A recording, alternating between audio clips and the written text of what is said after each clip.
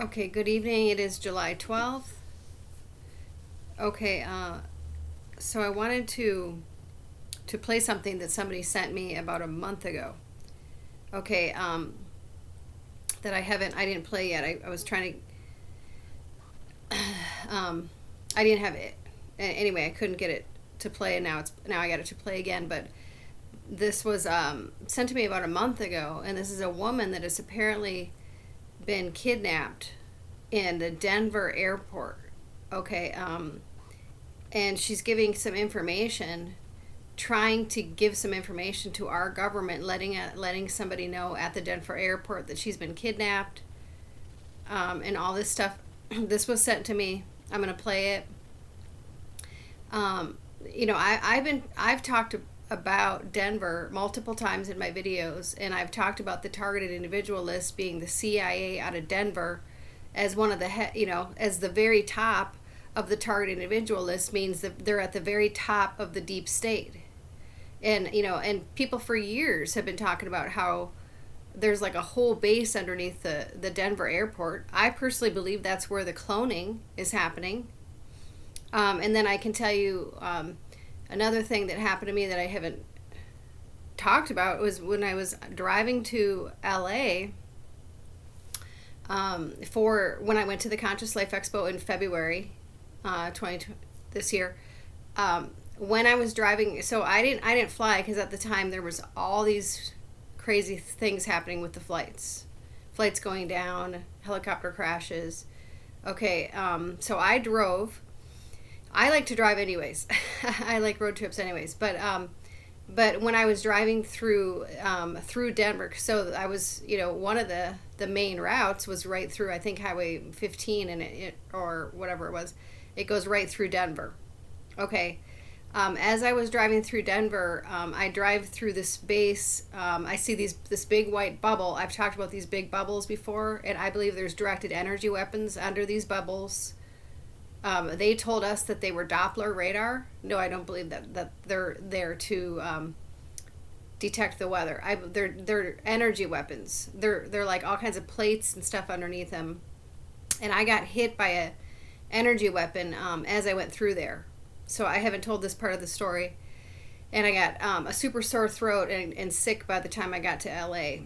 And then also when I was driving through LA, there was like this huge, it looked like this big fog I was driving into. And I got pictures of that too. I mean, it just looked like this huge fog that I was driving into in LA. And I talked to this one lady there. She's got a business there called the Zen Den.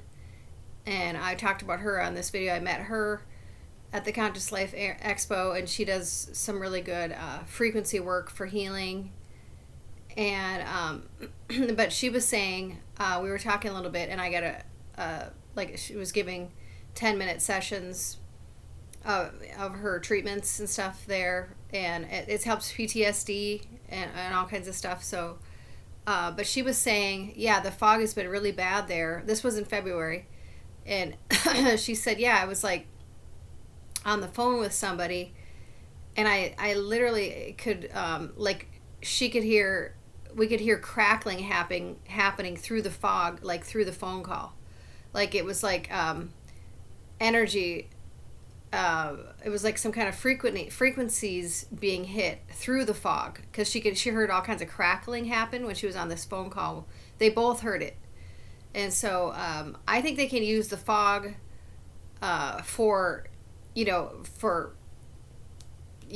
there could be stuff in the fog, like that they're trying to spread. And I think they can also put frequencies through there too. But anyway, I'm going to play this here. At United States of America, this piece of shit woman thinks she knows Okay. what's happening. Okay, this woman has been kidnapped. I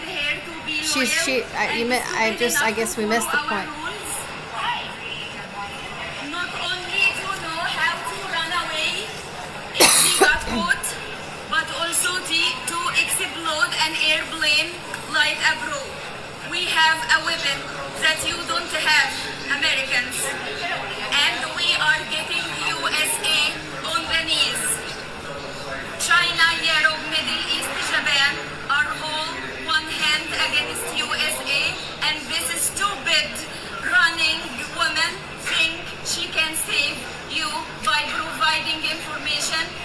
she's trying to provide and nobody listening to her.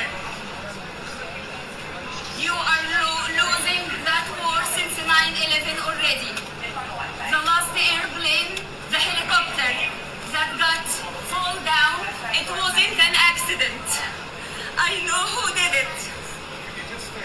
Please, they are taking video. Please go away from the video, please, ma'am. Please, this is for my safety. I am a U.S. citizen and I have rights. Can you please take video of me doing this? It's just little bit and I am done. Ma'am, you've been denied boarding. They denied her boarding, and she's sitting here trying to warn people, terrified for her life, and trying to warn people. She's on her knees.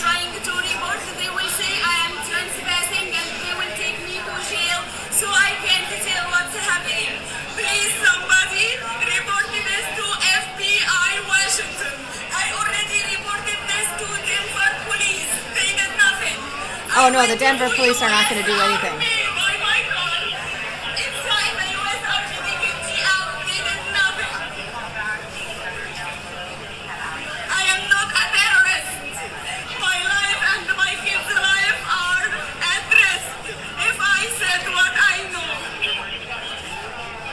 Okay, this woman, I believe this woman. She's obviously, she wouldn't be doing this if she wasn't telling the truth. You know, why would she do this if she was just like, you know, because now she's not being denied boarding. On the polygraph. I can be on the polygraph voluntarily. I need an FBI criminal lawyer. I am not speaking with the police without lawyer. Please, somebody help me. I don't know my rights and they are violating my civil rights. I am trying to report this. Every time I call 911, my call got forwarded to another person who pretended to be police. Yeah, you can't call the police.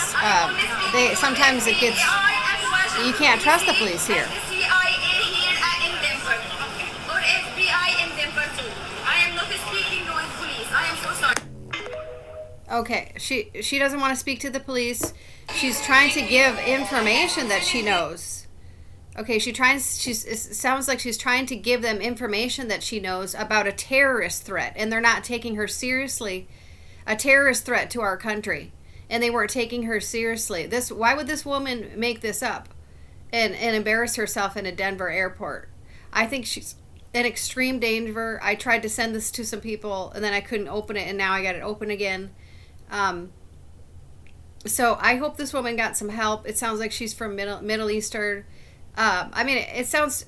You think these Middle Eastern women don't know what's going on, and it's like they're from these countries, and you know they probably have husbands or whatever that are part of terrorist groups, and you know, of course, you know, they probably know a lot more than what you think they know, and I would take her seriously. You know, when I was deployed in Iraq, I mean, I was, you know, one thing I learned there though, because I was medical supplies, so we had to provide medical care for some of the people that were in the jails there that were awaiting trial. But you know, and so the medics, they would talk to these guys a little bit. They were sometimes they were awaiting trials for like really small things up to, you know, big things where they actually, you know, set off bombs, and they were being, you know, they were the Marines had swooped them up if they were in the area, and they were awaiting trial to see if they were involved in certain crimes against our country. And this was at Camp Bucca, Iraq. But as we got to know some of them, I mean, we did find out that, you know, they're pretty much forced to be in terrorist groups just to be able to support themselves and their families over there in some areas, you know. So, but yeah, I mean, why would this woman make this up? And I believe she's in extreme danger, you know, so I wanted to share that because I couldn't get it open. Now I got it open again. And then this just came out today too. Okay, okay, so this is for the woman, Virginia Guffre. who was found dead. She was one of Epstein's victims. Okay, she had a dead man switch. Okay, so I'm going to play the audio. She recorded this and said, I have a dead man switch. If I miss 2 appointments or something, then this will go out to a bunch of people. So this was, this woman has been found dead. A lot of the Epstein people are being found dead. Okay, so I'm going to play this. Virginia Louise Guffre. I was one of Jeffrey Epstein's victims. I survived Little St. James, but Can you see her survival face? came I at a don't know. price. I saw too much, knew too much, and now they've silenced me. But it's too late for them. They thought killing me would bury their secrets, but this video is going to a few organizations I trust, ones that have been exposing the truth for decades. You know who you are. It's your job to continue this fight. I was 16 when they reeled me in. I worked at Mar-a-Lago, folding towels, cleaning lockers. My father kept the tennis courts immaculate. We were just working folks trying to scrape by. Trump, he was around, but he was never the threat. The real predator was Ghislaine Maxwell, prim and proper, smiling, promising to teach me massage therapy at the Pink Mansion in Palm Beach. I had no idea I was being fed into a nightmare machine.